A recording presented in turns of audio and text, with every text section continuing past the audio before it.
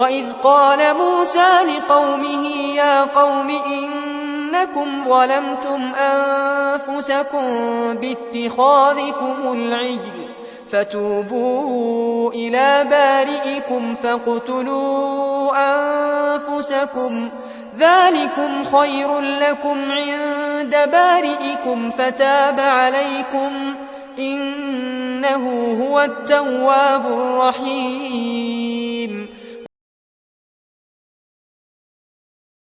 اور جب موسیٰ نے اپنی قوم سے کہا، اے میری قوم، تم نے بچھڑے کو معبود بنا کر اپنی جانوں پر ظلم کیا ہے، پس اپنے خالق کی طرف توبہ کرو اور اپنے آپ کو قتل کرو، یہ تمہارے رب کے نزدیک تمہارے لیے بہتر ہے، پھر اللہ نے تم پر مہربانی کی، بے شک وہ توبہ قبول کرنے والا مہربان ہے۔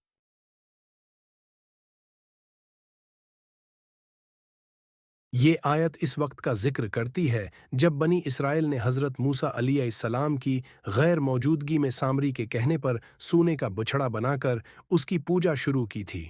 یہ ان کا بہت بڑا گناہ اور شرک کا عمل تھا۔ جب حضرت موسیٰ واپس آئے اور اپنی قوم کو بچھڑے کی پوجا کرتے دیکھا تو انہوں نے اپنی قوم کو ان کے گناہ کا احساس دلایا اور انہیں اللہ کی طرف رجوع کرنے کا حکم دیا۔ حضرت موسیٰ نے انہیں حکم دیا کہ اس گناہ کی توبہ کے طور پر وہ اپنے آپ کو قتل کریں، یعنی جو لوگ بچھڑے کی پوجا میں شریک تھے وہ اپنے گناہ کی سزا کے طور پر اپنی جان دے دیں۔ اللہ تعالیٰ نے ان کی توبہ قبول کی اور انہیں معاف کر دیا۔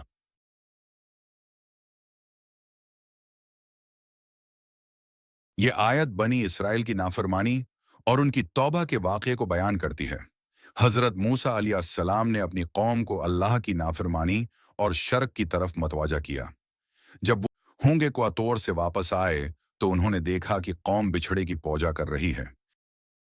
حضرت موسیٰ علیہ السلام نے اپنی قوم کو ان کی غلطی کا احساس دلایا اور بتایا کہ بچھڑے کو معبود بنا کر انہوں نے اپنے آپ پر ظلم کیا ہے۔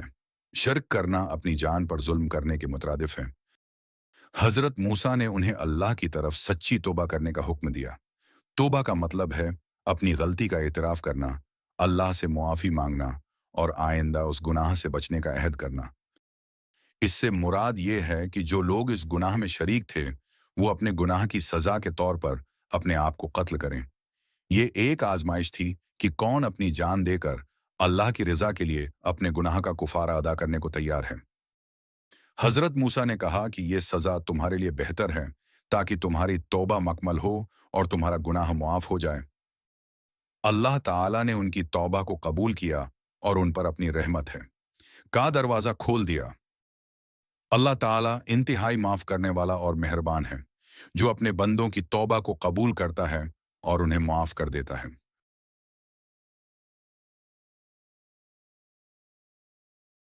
توبے کی اہمیت۔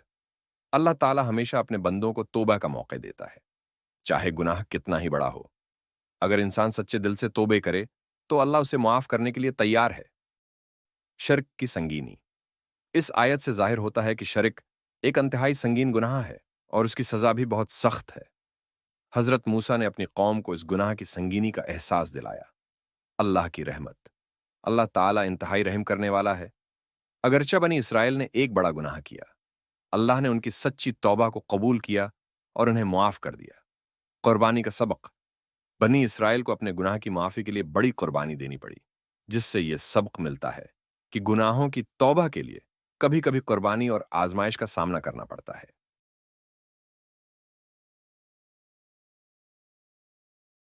بنی اسرائیل کی نافرمانی۔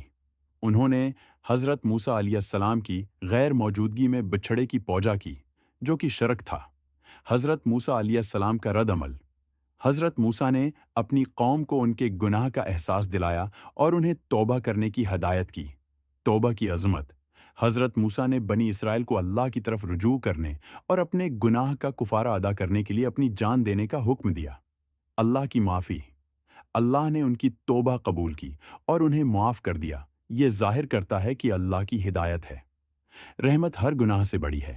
یہ آیت ہمیں توبہ کی عظمت اور اللہ کی رحمت کا سبق دیتی ہے اور ہمیں سکھاتی ہے کہ گناہ سے بچنے کے بعد ہمیشہ اللہ کی طرف رجوع کرنا چاہیے۔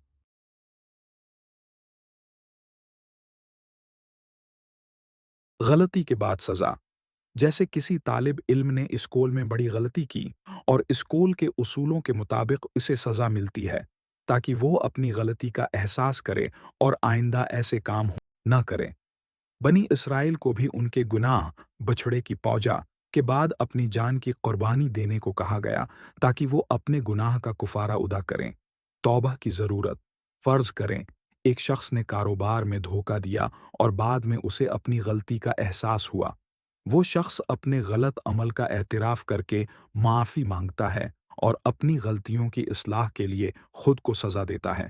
اسی طرح بنی اسرائیل کو توبہ کرنے کے لیے سخت آزمائش دی گئی تھی۔ اپنے اوپر ظلم، جیسے ایک شخص اپنی صحت کو نقصان پہنچا کر اپنے اوپر ظلم کرتا ہے، مثلاً غیر ضروری طور پر نقصان دہ عادات اختیار کرنا۔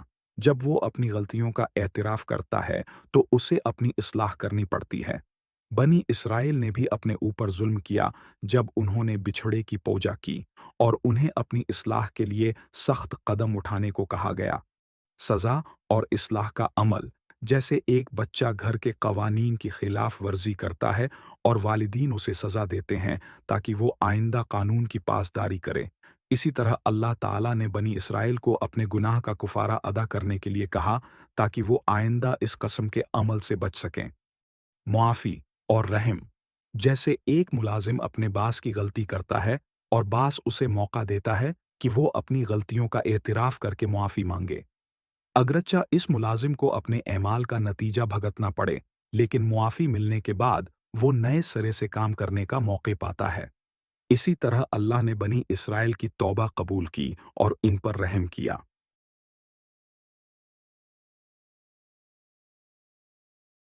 یہ آیت آج کی زندگی میں ہمیں یہ سکھاتی ہے کہ غلطیوں کا اعتراف اور اصلاح ضروری ہے۔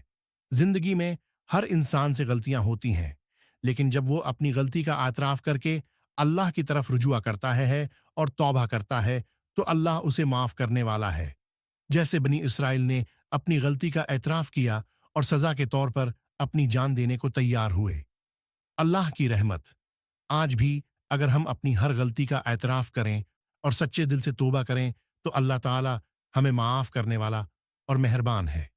ہمیں اپنی غلطیوں سے سبق سیکھنا چاہیے اور آئندہ کے لیے اپنی زندگی کو بہتر بنانے کی کوشش کرنی چاہیے۔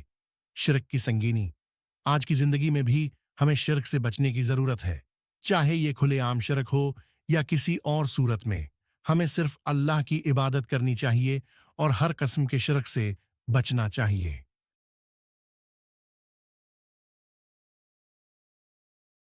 غلطی کا اعتراف، اس آیت سے ہمیں یہ سبق ملتا ہے کہ جب ہم سے کوئی غلطی یا گناہ سرزد ہو تو ہمیں فوراً اپنی غلطی کا اعتراف کرنا چاہیے اور اللہ سے توبہ کرنی چاہیے۔ توبہ کی عظمت، سچی توبہ ہمیشہ اللہ کی رحمت کا دروازہ کھولتی ہے۔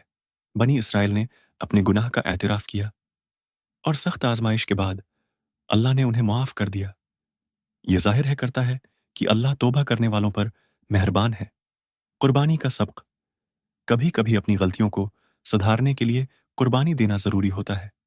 بنی اسرائیل کو اپنی جان دینے ہیں کو کہا گیا تاکہ وہ اپنے گناہ کا کفارہ ادا کر سکیں۔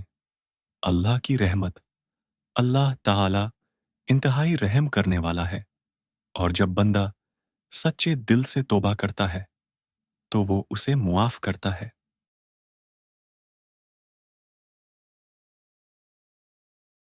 یا اللہ، ہمیں اپنے گناہوں کا اعتراف کرنے اور سچے دل سے توبہ کرنے کی توفیق عطا فرما۔ ہماری لغزشوں کو معاف فرما اور ہمیں اپنی رحمت کے سائے میں لے لے۔ آمین۔ اے میرے رب، اگر ہم سے کوئی غلطی یا گناہ سرزد ہو جائے تو ہمیں اس کا کفارہ ادا کرنے اور اپنی اصلاح کرنے کی توفیق عطا فرما۔ ہماری توبہ کو قبول فرما اور ہمیں سیدھے راستے پر چلا۔ آمین۔ یا اللہ، ہمیں ہمیشہ اپنی رحمت کے دائرے میں رکھ اور ہماری ہر چھوٹی بڑی لغزش کو معاف فرما۔ ہمیں کبھی بھی اپنی رحمت سے دور نہ کر اور ہمیں دنیا و آخرت میں کامیابی عطا فرما۔ آمین۔